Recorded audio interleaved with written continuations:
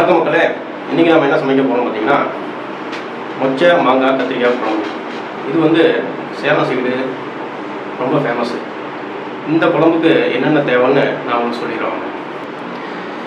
Boil பண்ண மொச்சக்கொட்டை, மாங்காய் cut பண்ணது, கத்திரிக்காய், பச்சை மிளகா, கருவேப்பிலை, இஞ்சி பூண்டு பேஸ்ட்டு, சின்ன வெங்காயம் கொஞ்சம், தேங்காய், சீரகம், சோம்பு, பட்டை, லவங்கம், ஏலக்காய், மஞ்சத்தூள், மிளகாத்தூள், மல்லித்தூள், வெங்காயம், தக்காளி, கொஞ்சம் சீரகம் போட்டுருங்க,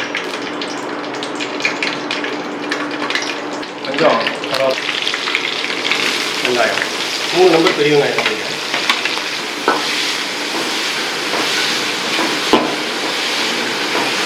நல்லா பொன்னிறமாக வதங்கினதுக்கப்புறம் இஞ்சி பூண்டு பேஸ்ட் ஒரு 50 கிராம் ஆட் பண்ணிக்கோங்க. ரொம்ப வேண்டாம், 50 கிராம்ஸ்.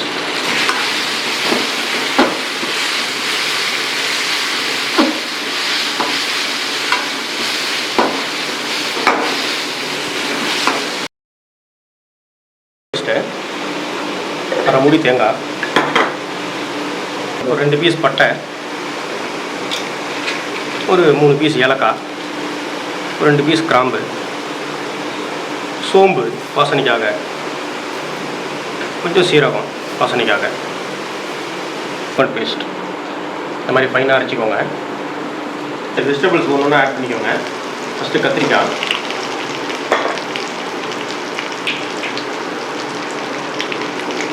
ஒரு 4 கத்திரிக்காய் போட்டேன். அப்படியே அது கூட மாங்காய், 2 சின்ன மாங்காய்,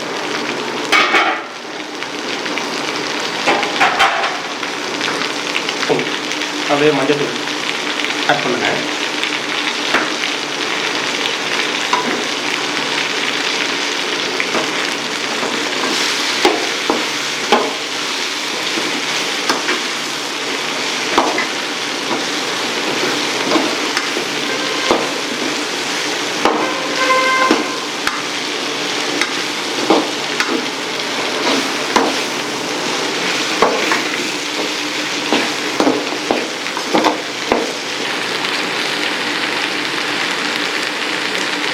ரெண்டு டொமேட்டோஸ் ஒரு 100 கிராம் அளவுக்கு ஆட் பண்ணிங்கன்னா போதும்.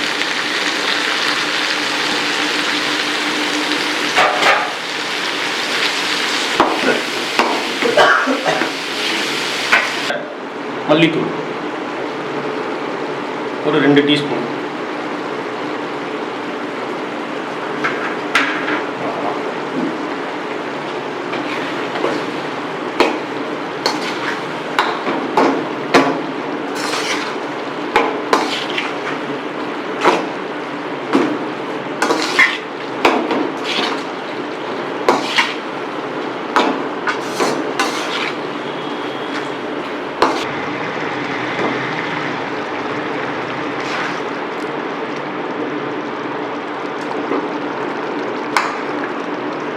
காய் வெந்துருச்சான்னு பார்த்துக்குங்க. பாருங்கள், இந்த மாங்காய்லாம் பாருங்கள், நல்லா பாருங்கள் வெந்துருச்சு. அதுக்கப்புறம்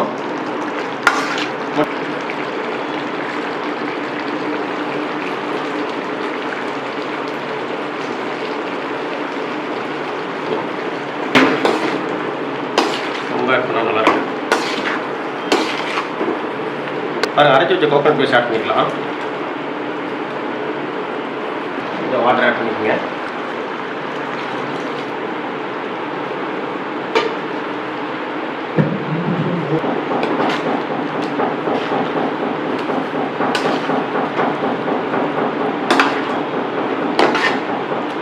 கோகனட் பேஸ்ட் நல்லா பச்சை வாசம் போகிற அளவுக்கு கொதிக்கட்டும். அதுக்கப்புறம் புளி ஊற்றிக்கலாம்.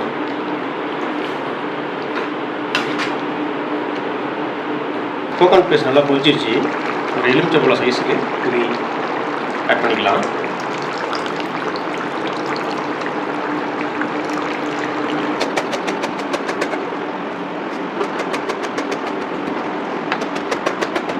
கொத்தமல்லி தழை கொஞ்சம் ஆட் பண்ணிக்கோங்க.